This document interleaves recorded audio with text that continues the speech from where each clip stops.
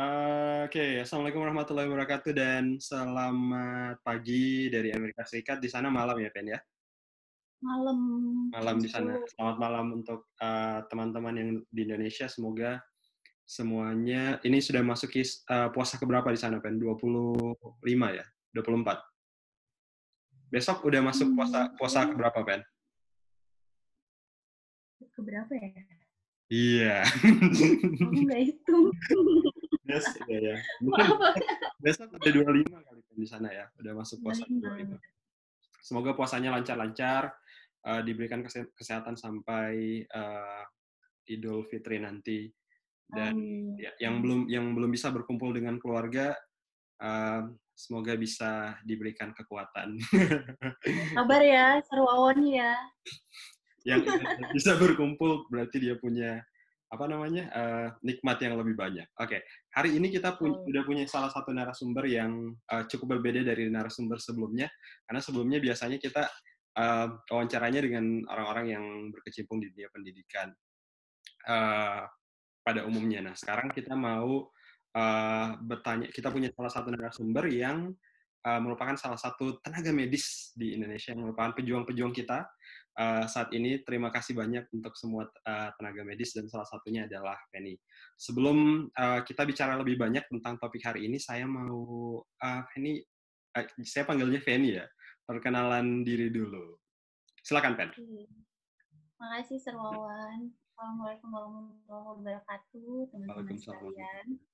Perkenalkan, nama saya Feni Kumalasari. Saya salah satu dokter umum lulusan Fakultas Kedokteran Universitas Al-Oleo.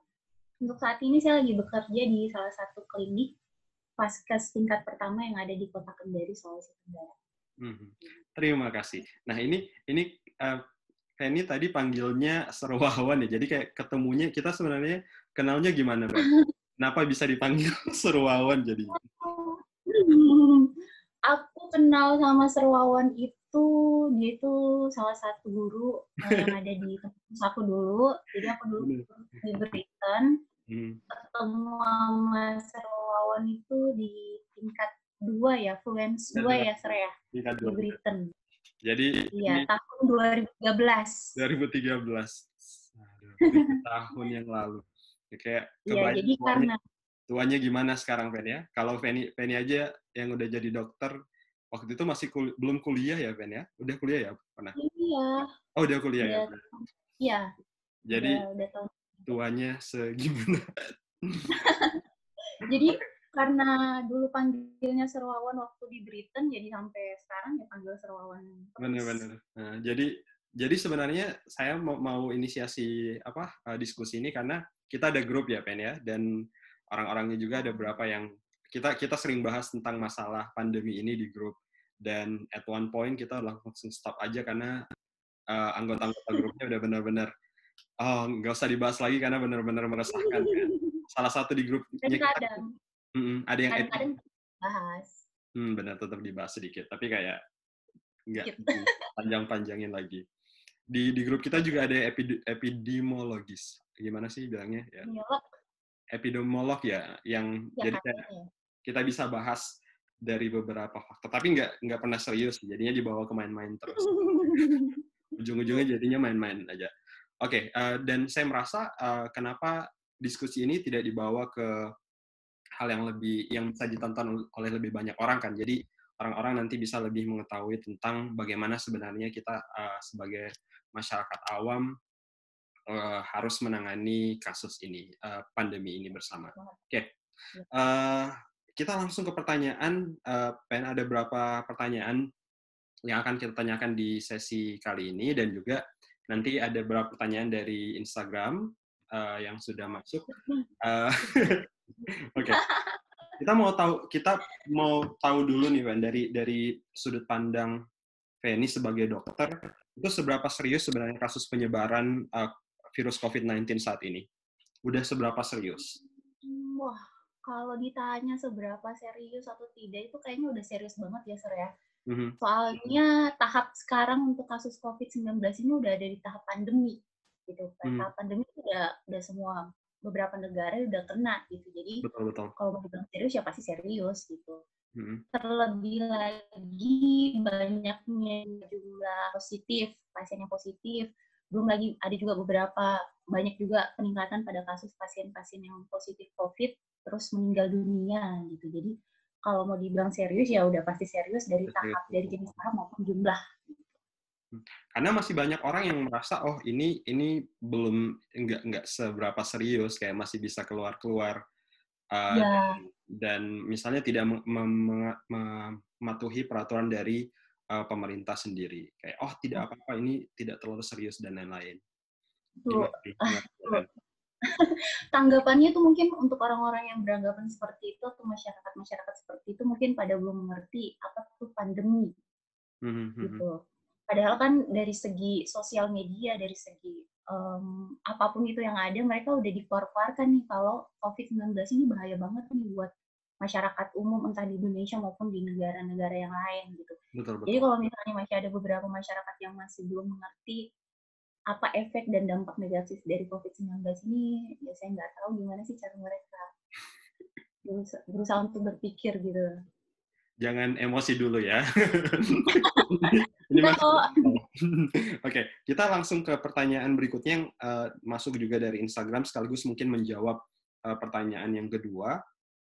Ini pertanyaan yang pertama datang dari Mei Cinang. Kayaknya ini teman Halo, teman kursus Feni. Mei, dia teman satu kelas Ya, tadi. katanya cara-cara penanggulangan dari pandemi ini gimana?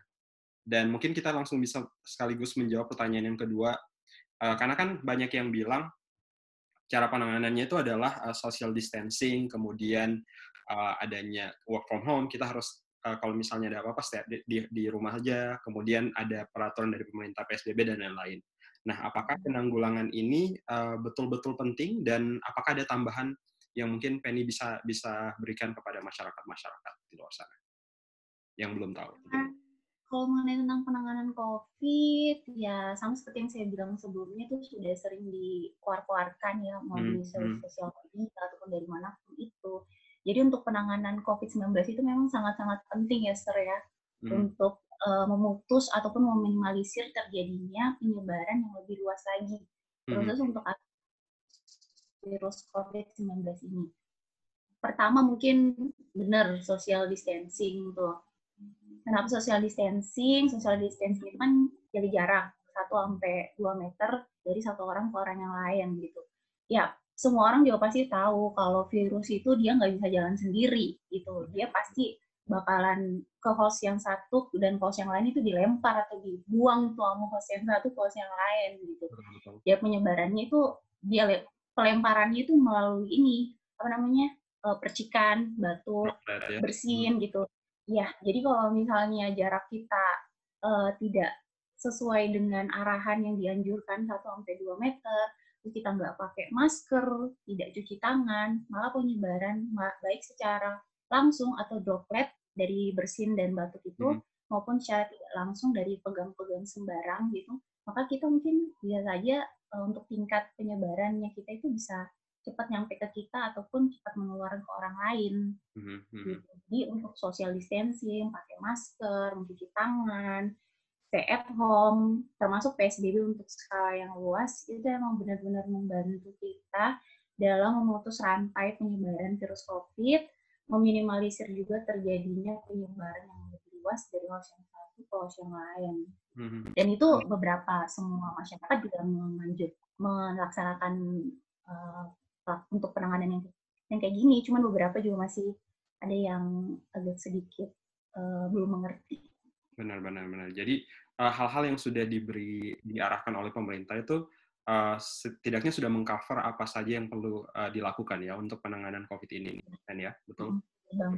Untuk meminimalisir aja dulu kan, karena kalau masih juga ada yang sering kesana kesini gitu, penyebarannya juga bisa jadi lebih luas lagi dan proses untuk bisa kembali ke kondisi yang normal itu bakal lebih lama lagi. Benar.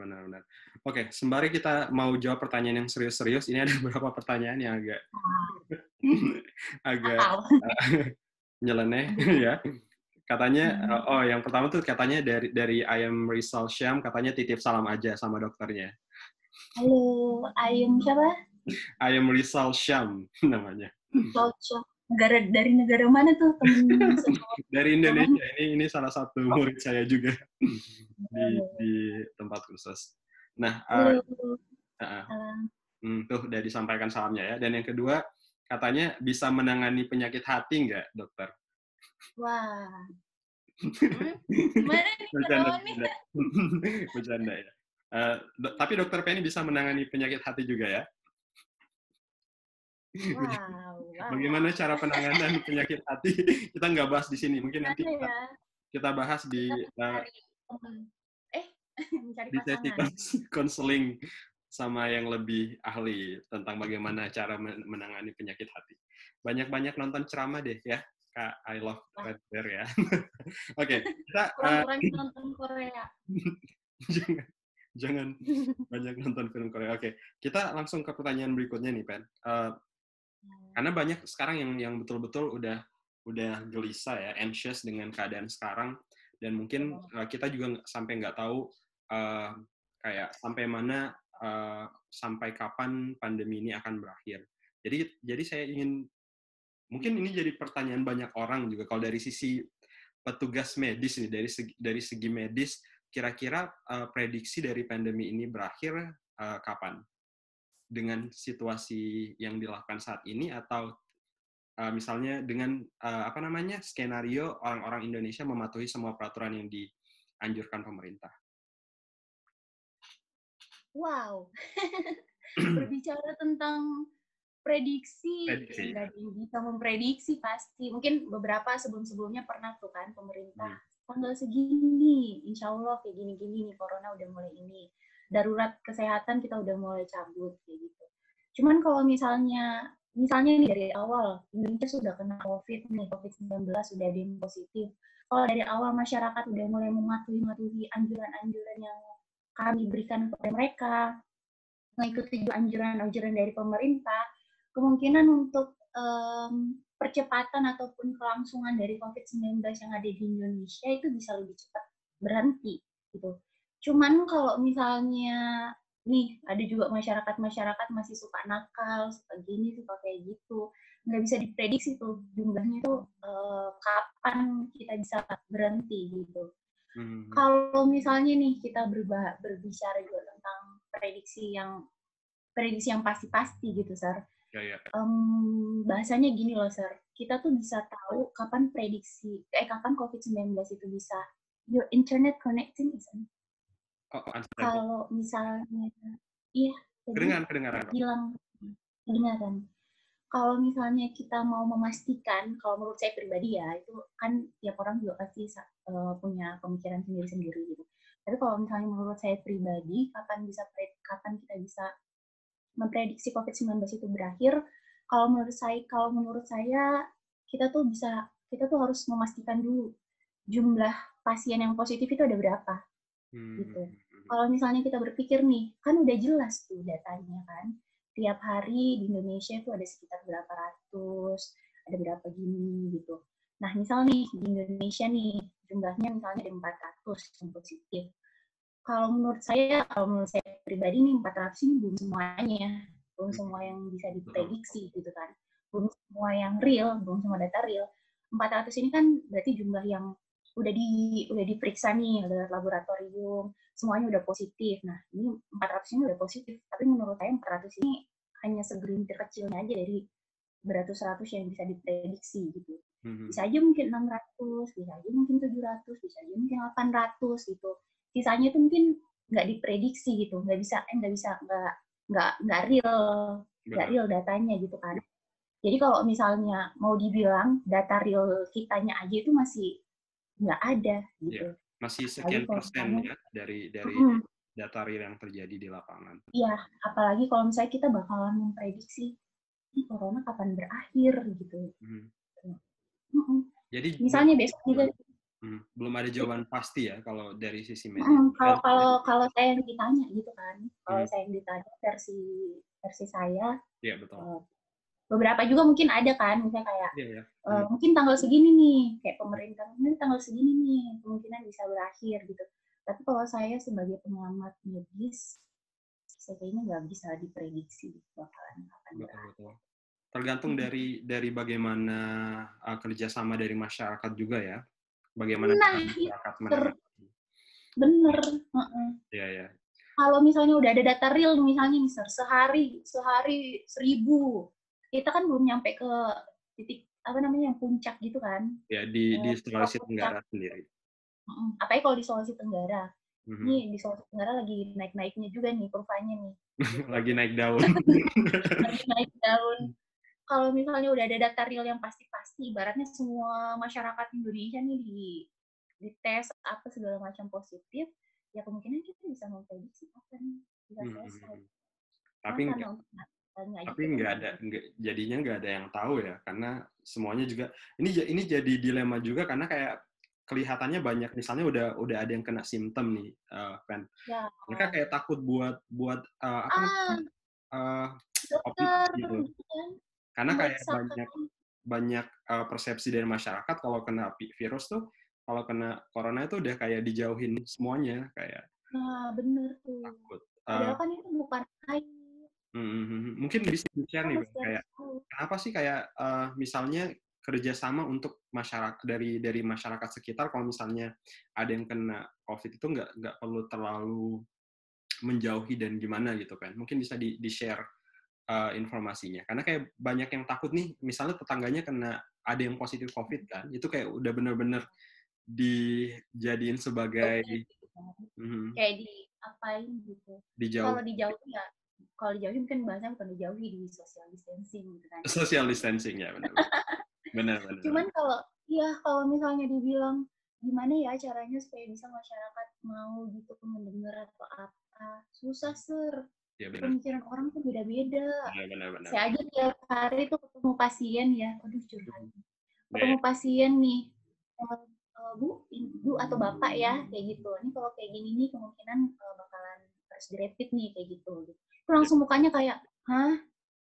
Menetapkan dia sebagai status ODP aja tuh gara-gara dia habis kemana gitu ketemu sama yang positif atau gimana, itu langsung kayak, hah?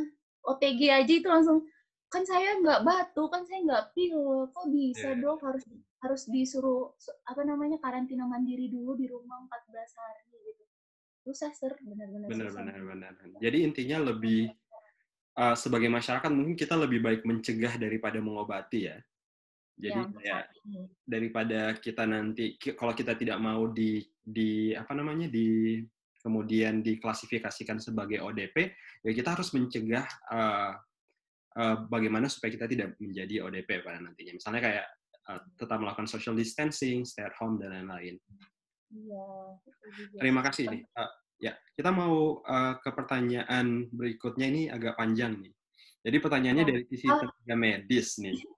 Dari sisi tenaga medis, bagaimana pandangan Anda terhadap situasi pandemi saat ini, pandangan Penny ini? Kemudian seberapa berbahayakah virus ini bagi keberlangsungan hidup manusia sendiri dibanding pandemi yang telah ada di tahun-tahun sebelumnya? Karena kan udah banyak pandemi sebelumnya kan di tahun-tahun, kalau dilihat dari rentetan sejarah umat manusia tuh kayak pandemi itu sudah sering terjadi kan? Iya. Kayak misalnya SARS atau virus flu burung, swine flu, dan lain-lain. Kira-kira untuk jenis COVID-19 ini seberapa berbahaya sih, Pen? Pertanyaan pertama tadi apa ya? Penanganan sisi medis. Mungkin kayak langsung di ini akhirnya aja deh, kayak virus ini, COVID-19 itu seberapa berbahayakah dibanding dengan virus-virus yang udah ada di sejarah umat manusia di sebelum-sebelumnya? Kalau mau saling membandingkan ya pasti beda-beda ya, Sir ya. Gitu. Walaupun memang untuk kayak SARS, MERS-CoV gitu, COVID-19 itu sama-sama menyerang dari semuanya ke sistem pernafasan gitu. Cuman kalau misalnya untuk saling membeda-bedakan antara pandemi yang sebelumnya sama pandemi yang sekarang, ya pasti berbeda. Kalau mau pakai kata-kata ya beda masa, beda penanganan kayak gitu. Oke. Masa kayak di sini juga berbeda, masa kayak di sini juga berbeda. Termasuk di dalamnya itu kayak jumlah yang terkena ada berapa, negara yang terjangkit ada berapa, saya kurang tahu jumlah waktu SARS sama MERS-CoV ada berapa, tapi setahu saya untuk COVID-19 itu sangat banyak dibandingkan SARS sama MERS-CoV untuk jumlah negaranya.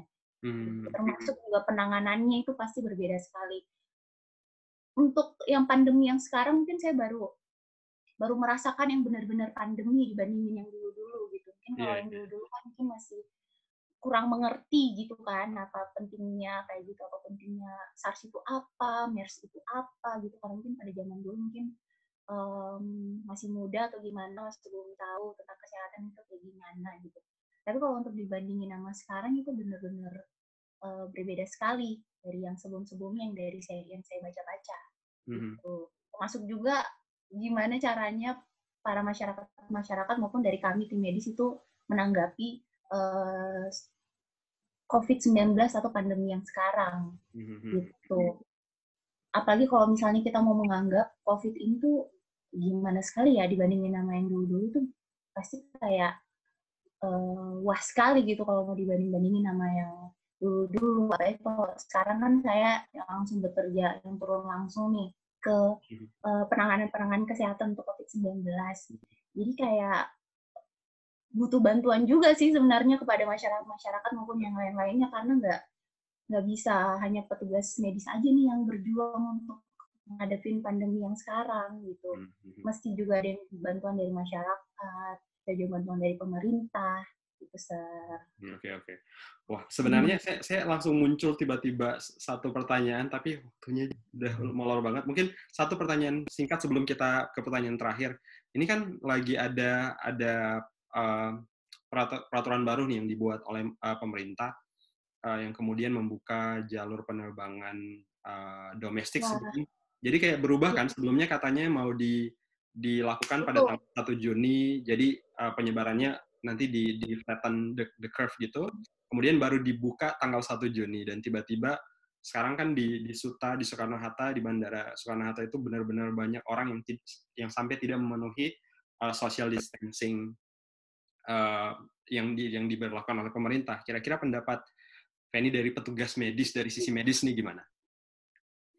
Pendapat saya mengenai itu udah pasti kayak, kenapa nih kayak begitu, aduh. Langsung kayak, kan kemarin udah dibilang harus kayak begini, harus kayak begitu, kok langsung berubah lagi gitu. Apalagi kemarin ada foto yang tersebar tuh di Bandara Suta ya, Sir ya. Iya. Pada mepet-mepetan kayak gitu.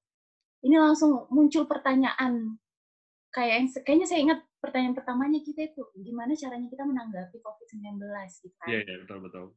Setelah saya lihat foto itu langsung kayak berpikir, ini orang-orang bisa nganggap sih pandemi lihat sisi medis kita itu sebagai tim medis itu gimana gitu.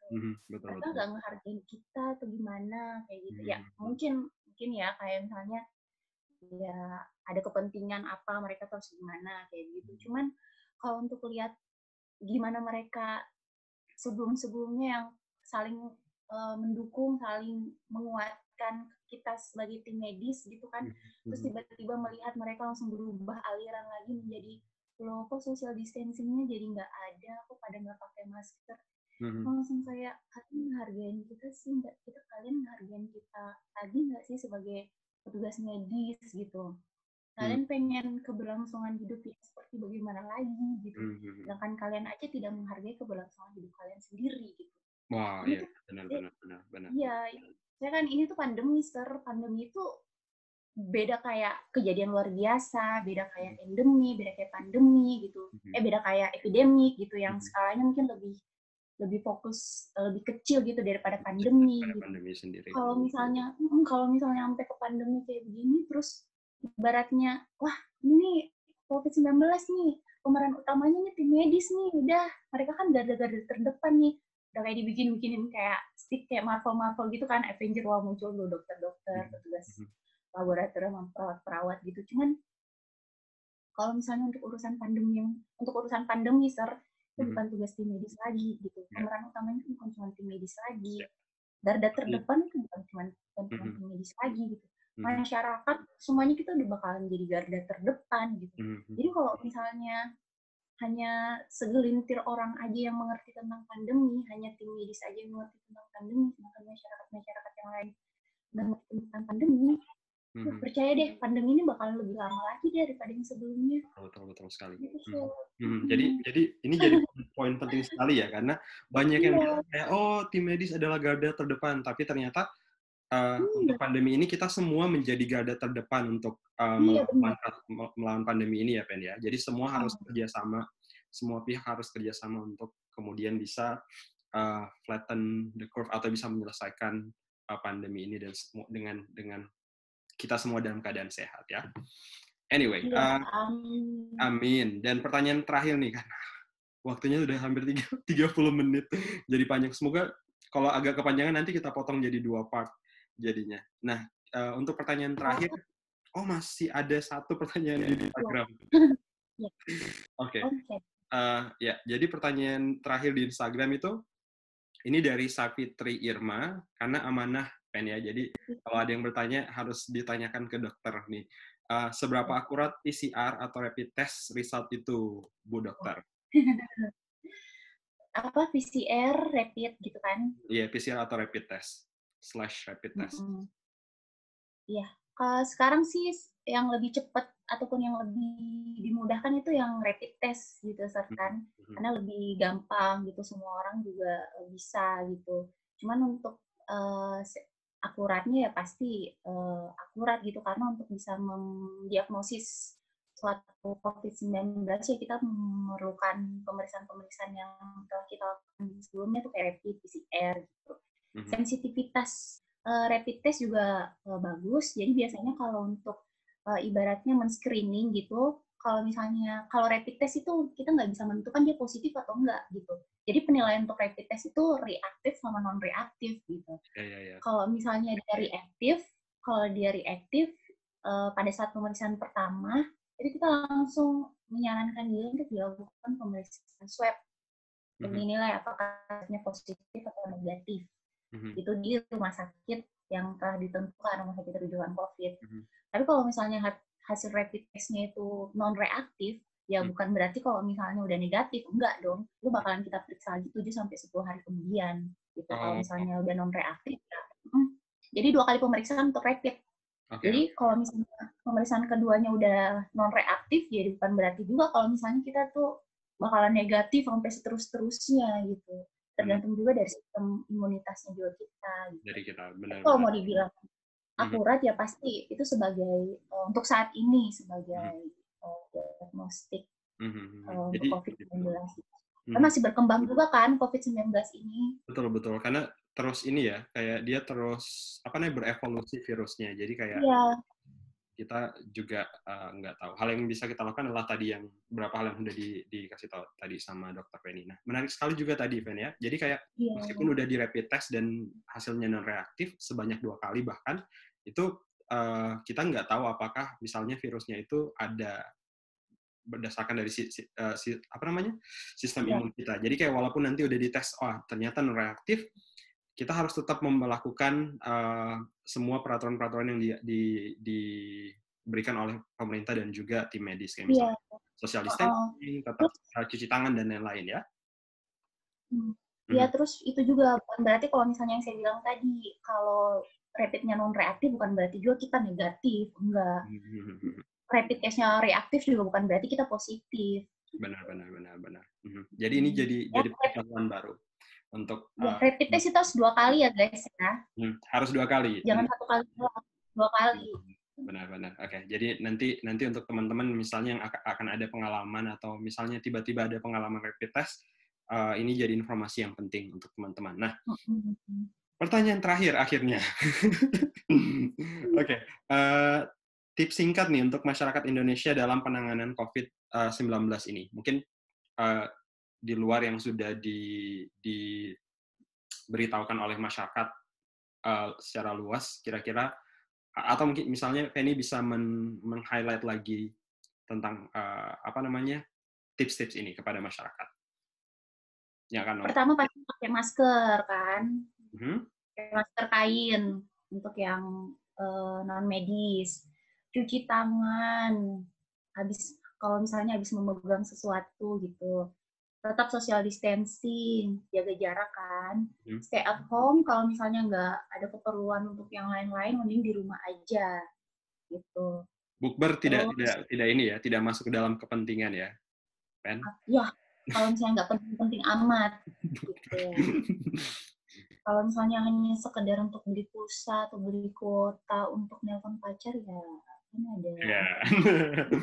Ya karena sekarang kayak di ini kan banyak yang bukber ya, Pen ya, kayak suasana Ramadan Bukber nih, wah ini nih.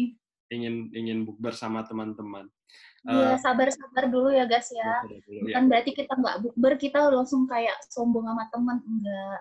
Bukan berarti kita nggak saling salam-salaman, kita harus itu berarti harus sombong sama orang, enggak. Karena Jadi kalau kan misalnya kita tetap kayak melakukan hal-hal ini, bisa jadi bukber tahun depan, nauzubillah min zalik, kita nggak bisa lagi jadinya. Iya, nanti bertahun depan kita nggak ketemu atau gimana gitu. Ya, benar. Okay. Terus yang lain sih lebih ke nasihat aja sama masyarakat Indonesia, terus juga masyarakat Sulawesi Tenggara. Ya itu dia sih, tetap harus saling menjaga jarak, terus jangan egois, jangan ceroboh, jangan hanya karena di sekitar kalian belum ada yang positif, kalian langsung kayak, kan di sekitar rumah aku kan nggak ada kak, jadi kita masih aman-aman aja, nggak boleh kayak gitu. Semua orang kita benar-benar mewaspadai diri gitu. Kita bukan berarti kalau misalnya kita nggak punya gejala juga kita nggak bisa jadi pembawa ataupun kita nggak bisa jadi nyebar ke tempat ataupun ke host yang lain gitu. Terus yang lainnya juga tetap selalu itu juga sangkaan yang sebelumnya pakai masker segala macam, jangan juga makan makanan yang bergizi. Oh iya betul. Ya konsumsi vitamin gitu, jangan ceroboh makan yang sembarang juga pikirnya sehat atau gimana, nggak taunya ternyata pas lagi ngedrop banget hanya gara-gara salah makan atau apa gitu. Vitamin penting ya guys ya untuk kita semua untuk saat vitamin yang vitamin apa nih kan, karena banyak vitamin yang vitamin B yang mengandung vitamin C untuk kekebalan imun. Vitamin C. Jadi kan biasa ada tuh merek-merek yang mengandung vitamin C, konsumsi aja. Ada juga beberapa yang herbal atau apa gitu kan, ada juga tuh yang disarankan, ada juga yang vitamin aja. Jadi sebenarnya manfaat atau dampak positif yang kita bisa rasakan juga sekarang adalah kita dituntut untuk menjalani pola hidup yang lebih sehat ya, Pen ya. Bener banget. Betul sekali. Ya. Semuanya jadi sehat gitu. Dan sehat ini juga pikiran, karena tidak banyak bergibah dengan orang. Memang serakbar suka ngegibah? Enggak. Kita nggak usah sebut aib-aib grup di diskusi ini. Terima kasih banyak, Pen, atas waktunya, dan juga kita juga mengucapkan terima kasih banyak untuk Dr. Penny yang udah sebagai tenaga medis yang udah membantu, bukan sebagai garda depan ya, karena kita tadi udah disebutkan bahwa semuanya garda. Kita semua adalah garda terdepan untuk melewati situasi ini, pandemi ini. Terima kasih banyak untuk waktunya dan juga informasinya. Semoga informasinya bisa berguna untuk orang banyak yang menonton video ini, dan juga bisa mengubah pola pikir setelah menonton, pola pikirnya untuk menangani kasus ini, pandemi ini setelah menonton videonya. Selamat berpuasa, Pen, untuk besok ya. Ini sudah setengah 11.